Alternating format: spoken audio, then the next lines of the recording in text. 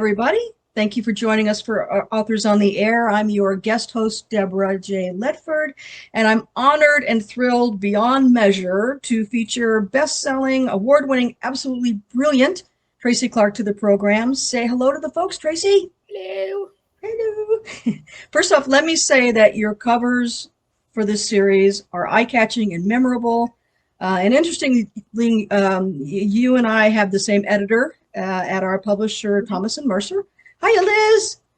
Uh, you've won a ton of well-deserved awards for both of your series, and most recently, the Anthony Award for Fall, which is book 2 in your latest thriller series. Yep. Woot. Thank you.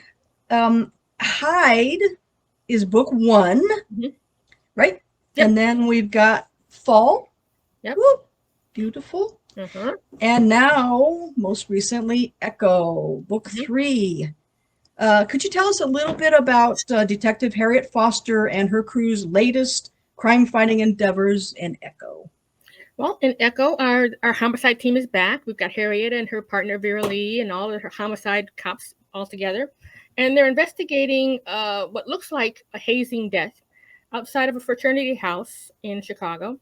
And as they're sort of investigating this crime and sort of figuring out what happened, it becomes apparent that it's connected to one that happened 30 years ago, exact same spot, exact same mode of death, and they're connected. And so now they're sort of maybe non-complicated case becomes a rather more complicated case because now we've got a murderer out there, okay? And they've got to figure out who the heck it is. Who would wait? Who would wait 30 years 30 Right? years to sort of get their revenge. But that's sort of the theme of it. What justice means, what vengeance means. It means different things to different people. What I might consider justice and what Harriet might consider justice might be something different for somebody else. And the same for vengeance. I mean, you got to sort of, figure out where your headspace is and sort of Right. where you sort of hang out on both of those things. So that's in there. The murder's in there. Harriet's complicated life is in there. And sort of carry this series along, hoping that she sort of gets to a point where she can sort of get to a better spot. So all of that stuff is turning around in Echo. And I think it turned out okay, but you never know. So you can't. It's so fascinating. It's so fascinating, and seeing Harriet's, her growth of character, and yet kind of her stuck elements as well. As like we all, we're all trying to work through to better ourselves, or at least, create a safe living space. So Echo is a hard-hitting police procedural thriller. We follow Harry and her team of detectives throughout Chicago, and you present so many outstanding visuals. I just want to read one tiny little snippet from Fall. Moore's office overlooked the bogged down traffic along the LaSalle Street Bridge, the ice-topped Chicago River below it, hulking skyscrapers canyoning it all in. Oh my God, I mean, that's like tingly, outstanding. There's that one sentence, it says so much and drops the reader right there with Harriet. I mean, we're just in her footsteps watching what's going on. Do you decide on areas in Chicago and then set the scene there? Or do you create the incident and then move the characters around those locations? I start with the body. So I try to look for an interesting place to put it. I think in the first one, it was the Riverwalk, which is kind of a sort of a glitzy sort of area, touristy sort of area for Chicago. But, Right. bad things happen too. So I sort of put the bad thing where the good thing is. So I look for the location first. I find a place where the body can sort of fit there. And then the case sort of takes care of itself, because, police sort of come to the scene. They do step by step. They don't make it up as they go along. It's got a procedure to it, which is, hence the genre title. But the body first, location first, and then everything sort of balloons from there. So for Echo, I found the perfect spot, that empty field. It actually exists. Whoa. Next to a campus that actually exists. I changed the name, but the location comes first. I put the body there, and then we're off to the races. So I'm looking for interesting places to put it. I kind of moved my stories around the city. We've got a lot of neighborhoods. All of them feel and look different. So I kind of try to, sort of give them equal time. Right. And give them a body of their own that they can sort of claim. Right, right, right. The main subplot for all three books in this series is Harry's first detective partner. Glennis is it's a major secondary character, but we don't ever get to meet her. Yet you have made her so real, and we feel so connected to G and the trauma Harriet faces in losing her. Can you talk just a little bit about, their, I guess essentially Harriet's relationship with G, even though she's not there, Glennis is very much with her all the time. Hmm. Yeah, you get sort of close to your partner, cops do. They're kind of like family. So when she loses her in sort of a tragic way, she knows that that's not how it happened. She just knows that's not how it happened because she knows her partner. And Right, so that's the nagging thing. That's the thing she cannot let go of because they've sort of put sort of a coffin nail of a lid on it. It's done. The case is done. Suicide, bam, we're done. She knows that's not what it was. And so now she has to dig. She has to sort of figure out what happened because she knows what they're saying has happened didn't happen. And so, you carry your partners with you. You rely on them for your life in a lot of cases. I mean, it's the two of you. One of you right, falls down, the other one's in jeopardy. You got to stick together as like two pillars, working together, moving in the same direction. So, family she lost, this partner she lost, who she considered family, and then she's got to dig because now she's the only one who thinks something else different happened. So she carries that with her, that guilt, that sense of guilt. What did she miss? I think that's the first emotion that she had. What did she miss? If it's suicide, why wasn't she there to be what G needed her to be? So right. she's dealing with that guilt, that loss, that sense of responsibility, and Mhm. wanting to get to the truth. So that's the sort of thread that sort of goes through the series. That's one of many because we have that in addition to the fact that she's lost a marriage, the fact that she's lost a teenage son also. Right, I mean, she's out there serving and protecting an entire city, and yet she couldn't be there for her 14-year-old son who died of gun violence on the streets of Chicago that she's sort of responsible for patrolling and making safe. Okay, right, so she's got all of these layers, which I love in terms of right, character complication. You want characters who are full. You want characters who look human and feel human and sound human and feel human. And so I want her to have a messy sort of a backstory. She's got other things other than the case that she's responsible for to deal with. And like we all do, and right, nobody sort of walks this sort of linear line. We only have to do one thing. right, We have all of that one thing and a million other things that we have to do as human beings, right? All of us do. right, And I right. wanted that same complexity, that same multi-layered tension and conflict and things tugging at you at every turn that we have in real life because I wanted her Mhm. to feel real. So I gave her a lot, maybe a little too much to begin with, No, no. but that's life, that's human beings. So she's got to deal with everything, she's got to deal with it all, and so Right, she's got partner that she didn't get along with in the first book. I gave her Vera a little bit better match, okay, because now we have sort of a yin and yang thing going. right, Vera sees her, she knows exactly where she is and where she needs to be, and Harriet is pushing back at every turn because she doesn't right, want to be bothered, okay. right. Yeah, I mean, and Vera's the perfect foil. I mean, she adds levity to Harriet's, hard edge, and I mean, they totally mesh, and the banter is witty and fun, and because we need a little bit of light, right? Because there is a lot of dark. Yeah, yeah, you need to sort of balance it out. And cops are like that too. I mean, they see Yeah, the worst possible things they can a human being could possibly see. And then they've got that sort of gallows humor to sort of balance it a little bit, right? They've got to sort of keep their sanity and their humanity. And if they can joke about it, they can joke about it.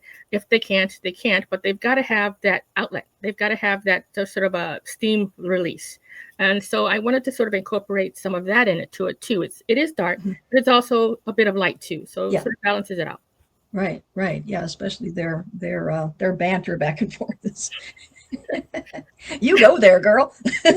Just This not give her a moment's peace. I like the fact that no, he keeps right, coming at her. right, And right, Harriet's normal reaction is when they ask her, "Well, how are you doing?" It's always fine. It's always fine. I'm fine. right, right. And then we get to this third book, and she gets to a point where she can't say that anymore, and that's Yeah, progress, even though it doesn't look like it. Um, Vera will ask her at that one point, "How are you?" And she says, "I'm not doing great." Okay, and she said, "Finally, that's progress," finally. and it is. Yeah, It's not a lot of progress in terms of where human beings should be, but she's making forward steps and right, realizing that she's not in a good spot and that she's going to have to do something about it. And so Mhm. that's a good sort of impetus into the fourth book, because now she's got to, what does progress look like? And Uh-huh. so that what the fourth book will sort of answer. What does progress look like for Harry? What does it look like for Lee? Because now she's got to sort of, be there too. Right, right. And the dialogue is so spot on, and it's original and crisp, and it's never, ever, ever predictable. Do you play out the characters' interactions in your head and type the scene as you see it play out, or does creating conversations, is it work for you? How? Give I us a don't little bit about your process about dialogue. I don't plan anything. I put my characters on a page and they go. They have to. I sort of have maybe an inkling of where a scene needs to go, Uh because I huh. have to get to the end. As the writer, I have to get to the end. But what happens in the scene, dialogue wise, is just them sort of working it out. So I put Harriet and Lee on the page, and whatever situation they're in, the dialogue comes out of that. Lee is sort of snarky and sort of wiseacre, and Harry is not sort of dealing in on that level.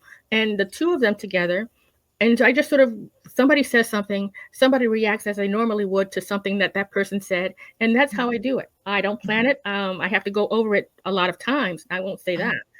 Sort of that it sounds right and sort of has a rhythm to it and Mhm. sort of flows. Right. But the dialogue's there. I just have to sort of revise it and fix it. But she says something, somebody reacts to that in their nature, and that's how I go. That's how I do Hmm. it. And do you work in a linear fashion? I mean, do you as you're writing, is it a consistent timeline, or do Yeah. you jump back and forth? Nope, I don't jump. I'm not a jumper. Nice. I start on page one.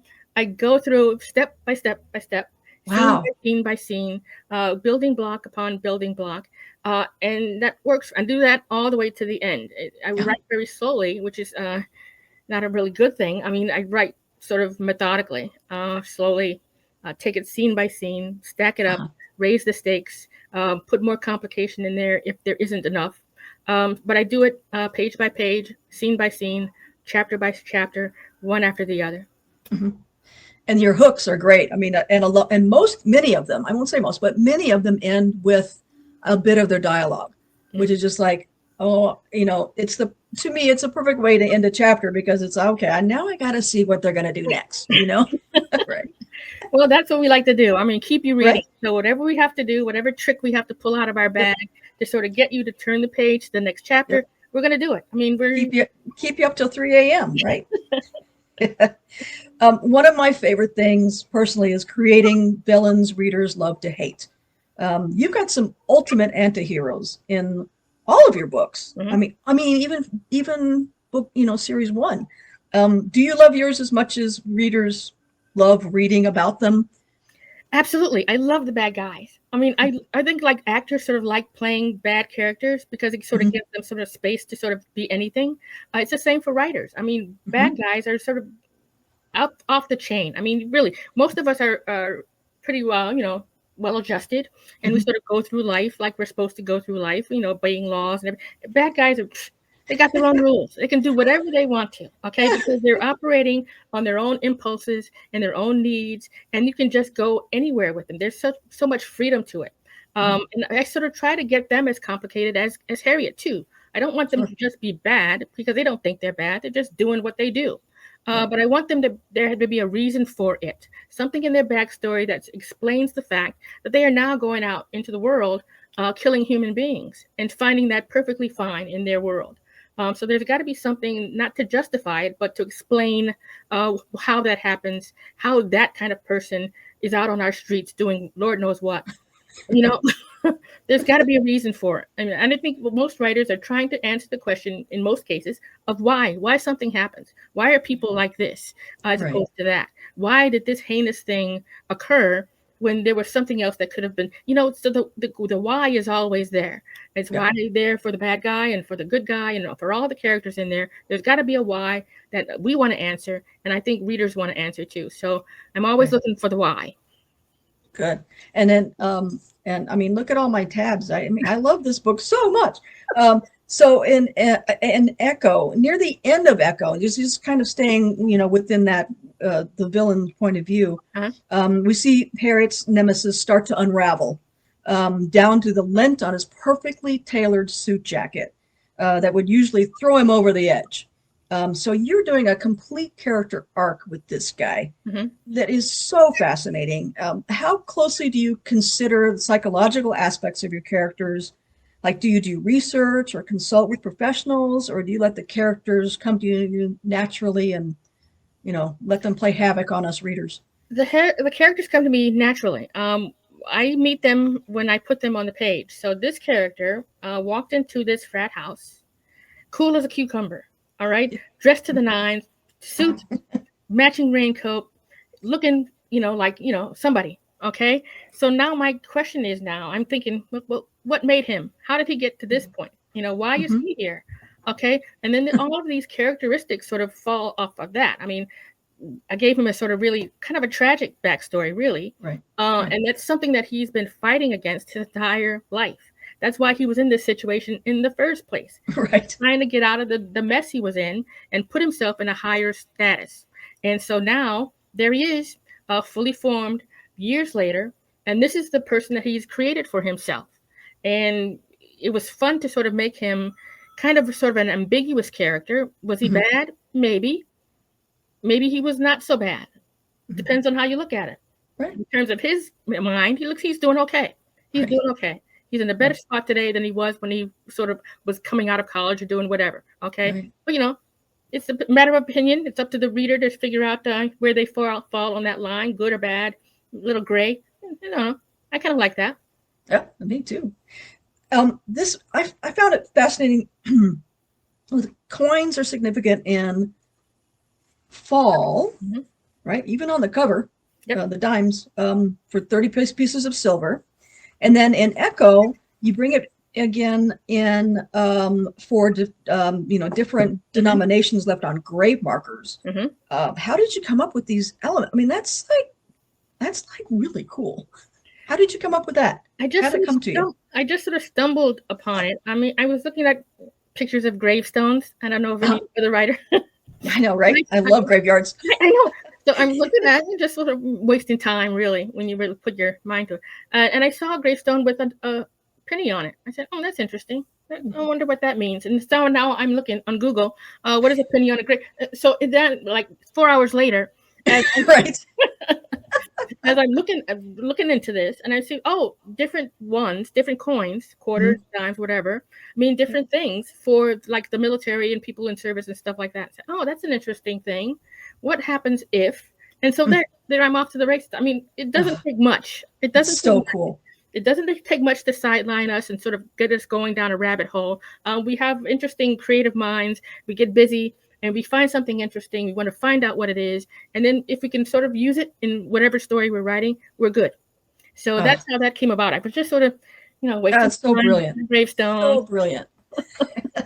Okay, so we're going to wrap up here. What do you have on the pipeline for us? Well, I'm writing number 4 in the Harriet Foster series. It's called Coach. I have until the 15th of March, the Ides of March, to turn it in. Wish me luck.